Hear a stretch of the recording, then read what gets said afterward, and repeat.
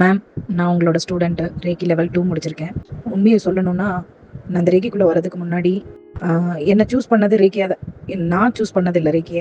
ரேக்கி தான் என்ன சூஸ் பண்ணிருக்குன்னு நெனைக்கிறேன். ஏன்னா, ரேக்கி கத்துக்கிட்ட ஒரு பெர்சன் தான் வந்து என்ன வந்து ரேக்கிக்குள்ள போங்கன்னு சொல்லி சொன்னாங்க. உண்மையாலுமே மிராக்கிள் மேம். இதுக்கு முன்னாடி நான் உங்ககிட்ட இது பண்ணியிருக்கேன். வாய்ஸ் நோட் குடுத்துருக்கேன். இப்ப நான் ஏன் குடுக்குறேன் அப்டின்னா, ரியலி நான் ரொம்ப பிளெஸ்ஸிங்கா ஃபீல் பண்றேன். ஏன்னா, மன அழுத்தம்ன்றது வந்து உண்மையாலுமே ஒரு கொடுமையான வியாதி தான். ஏன்னா மிராக்கிள் நடந்துகிட்டு இருக்கு. ஏன்னா ஒரு விஷயத்த நான் வந்து ஆக்சுவலி எப்பவுமே சின்னதுல இருந்தே நான் பாசிட்டிவா யோசிக்கிறவ தான். எதையும் டேக் இட் ஈஸியா எடுத்துக்கிறவ தான். ஆனா இந்த ஒரு 4 இயர்ஸ்ல வந்துட்டு என் மன அழுத்தம் வந்து ரொம்ப ஜாஸ்தியா இருந்தது. என்னோட மாமனார் மாமியாரோட டெத் இந்த மாதிரி எல்லாம் இருந்தது. அதுக்கப்புறம் ரிலேட்டிவ்ஸ்ல டெத் கண்டினியூஸா ஒரு 6 பேர் எங்க ஃபேமிலியில வந்து இதானாங்க.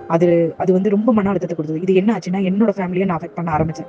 எப்படின்னா என்னோட ஹஸ்பண்ட் வந்து ஆக்சுவலி அவருக்கும் இதாயிடுமோ, இல்ல என் குழந்தைங்களுக்கு இதாயிடுமோ, இது இப்படி ஆயிடுமோ, அது அப்படி ஆயிடுமோ, டெய்லி ஒரு சின்ன விஷயங்கள் கூட யாரோ ஒருத்தருக்கு நடக்கக்கூடிய அந்த நெகட்டிவான விஷயங்கள் எல்லாம் என் குடும்பத்துக்கு நடந்துருமோன்னு பயந்து ரொம்ப அதுல இருந்து வெளியே வர முடியாம ரொம்ப பஸ்ட் ஆயிட்டு அதுக்கப்புறமா தான் எனக்கு ஒருத்தர் சொன்னாங்க ரேக்கி கத்துக்கோன்னு. நான் நல்ல ஒரு மாஸ்டரை தேடி கண்டுபிடிக்கணுன்ற விஷயத்துல இருந்தேன். உங்களை வந்து இன்ஸ்டாகிராம்ல பார்த்தேன். இது எல்லாமே வந்து எனக்கு கோ இன்சிடென்டா நடந்ததா இல்ல ரேக்கி வந்து என்ன சூஸ் பண்ணிடுச்சா, என்ன ரிலீஃப் பண்ணுங்கிறது வந்து கடவுளோட பிளஸிங்ஸா எனக்கு இன்னும் ஒன்னும் புரியல. பட் வந்தேன் ரேக்கி ஃபர்ஸ்ட் ரேக்கி லெவல் 1லயே வந்து மிராக்கிள் நடக்க ஆரம்பிச்சிருச்சு.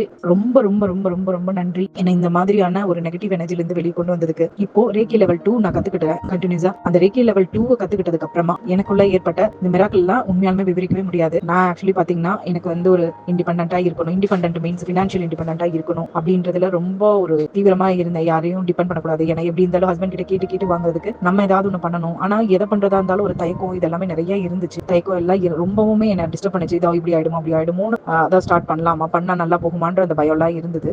ஆனா எனக்கே தெரியாம இப்போ லாஸ்ட் மந்த்ல இம்மிடியட்டா எனக்கே தெரியாம வந்து மிராக்கிள் என்னன்னா என்னோட ஹஸ்பண்ட் வந்து ஒரு சலூன் வந்து ஸ்டார்ட் பண்ணணும்னு சொன்னாரு.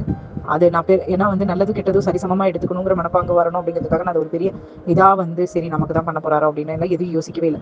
ஃபைனலா வந்து ஒரு 4 நாள் கழிச்சு அவர் ஒர்க்கை ஸ்டார்ட் பண்ணதுக்கு அப்புறமா கம்ப்ளீட்டா இதை நீ தான் பாத்துக்க போற, இது உனக்கான பேக்கப் தான் அப்படின்ற மாதிரி அவர் சொன்னாரு. இது வந்து நான் என்ன தேடி ஓடுறேன்னு எனக்கு தெரியாம நான் தேடி ஓடுற விஷயத்த எனக்கு ரேக்கி வந்து கொடுத்துருக்கு. இது வந்து ரியலி மிராக்கிள். அதுக்கப்புறம் என்னோட ராசிக்கான அந்த பிரேஸ்லெட் வாங்கினதுக்கு அப்புறமும் இந்த மிராக்கிள் நடந்ததுன்னு சொல்லலாம். நீங்க அந்த ஹீல் பண்ணி கொடுத்த அந்த பிரேஸ்லெட் வந்து எனக்குள்ள சேஞ்ச் வந்திருக்கு.